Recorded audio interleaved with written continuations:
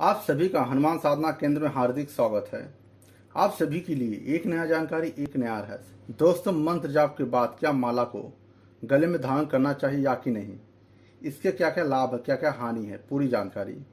बस इस वीडियो को आप पूरा देखिए, क्योंकि अधूरा ज्ञान अपने आप में किसी काम का नहीं होता है। और साधना मंत्र जाप के समय बहुत से लोग ये गलती करते हैं। मंत्र जाप करने के बाद माला को अपने गले में धारण कर लेते हैं। उन्हें चाहिए मंत्र जाप के बाद माला को गले में धारण करें कितने घंटे तक।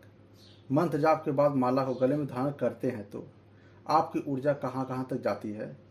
सबसे पहले आप यह समझ लें, अगर आप गुरु मंत्र जाप करते हैं या फिर किसी देवी देवता का साधना कर रहे हैं और मंत्र जाप के बाद आप माला को गले में धारण ना करें, अगर आप करते हैं तो आपने जो साधना किए हैं, मंत्र जाप किए हैं, वह शक्ति की ऊर्जा आपके माला में इकट्ठा होते रहता है।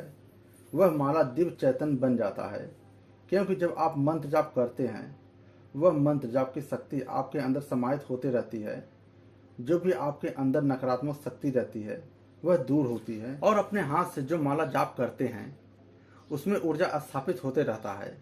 और वही माला आप गले में धारण करते हैं तो आप कहीं गलत स्थान पर गए या फिर रास्ते से जा रहे हैं या फिर आपसे कोई गलत इंसान मिला और वह आपके शरीर को स्पर्श किया, आपको क्या पता वह कहाँ से आ रहा है, उसके अंदर, उसके मन के अंदर आपके प्रति क्या है। ऐसे कई की अनसुने अनजाने लोग मिलते हैं। उस समय वह माला में जो शक्ति रहती है वह कम होती है, खत्म होती है, क्योंकि वह माला की शक्ति आपके शरीर में समाहित है और माला आपके गले में है। और कई लोग का नज़र आपके माला पर पड़ता है और किसका नज़र किस तरह से है, उसका प्रभाव आपके माला पर किस तरह से पड़ेगा। कुछ लोग के अच्छे होते हैं, कुछ लोग के बुरे होते हैं। यहाँ आपके माला में जो मंत्र जाप की ऊर्जा रहता है वह खत्म होता है। इसलिए मंत्र जाप के बाद माला को गले में धारण नहीं करना चाहिए। अगर आप करते हैं तो यह ध्यान रखें, आपका शरीर किसी से ज़्यादा स्पर्श ना हो। आप माला पहन के जिस औरत को महीना हुआ है उससे स्पर्श ना करें। किसी की मृत्यु हुआ है तो वहाँ पर ना जाएं। और माला गले में पहनते हैं तो वह किसी को दिखाए नहीं। आप पहनते हैं तो आप इन बातों का ध्यान रखें। और अगर जाप के बाद माला नहीं पहनते हैं, सिर्फ जाप में प्रयोग करते हैं तो आपको साधना में शीघ्र सफलता प्राप्त होता है।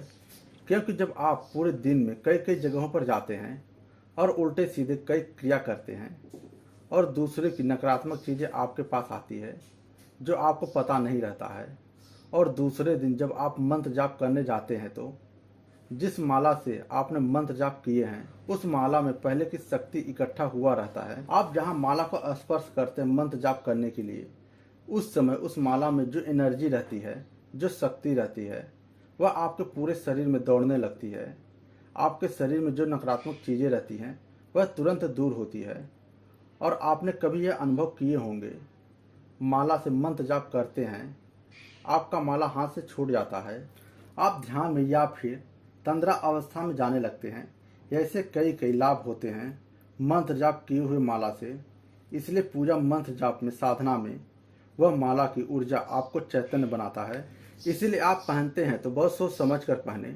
पहले के जो भी ऋषि मुनि रहते थे वह गले में माला पहनते थे और नहीं भी पहनते थे, लेकिन वह किसी से मिलते नहीं थे। जो भी आदमी उनसे मिलने आते थे वह दूर से ही उन्हें प्रणाम करके चले जाते थे। वह किसी को स्पर्श नहीं करते थे। इसलिए आप अनुष्ठान रूप में साधना कर रहे हैं तो माला आप गले में ना पहने और आप किसी से मिले नहीं, किसी को स्पर्श ना करें, जिससे आपको साधना में सफलता शीघ्र प्राप्त हो सके। आप मुझसे बात करना चाहते हैं तो टेलीग्राम का लिंक डिस्क्रिप्शन में दिया गया है, आप उसके माध्यम से मुझसे बात कर सकते हैं। आपका पूर्ण रूप से मदद करने की कोशिश करूंगा। शक्ति के माध्यम से आप अपने जीवन में खुश रहें, मैं अपनी शक्ति से प्रार्थना करता हूं।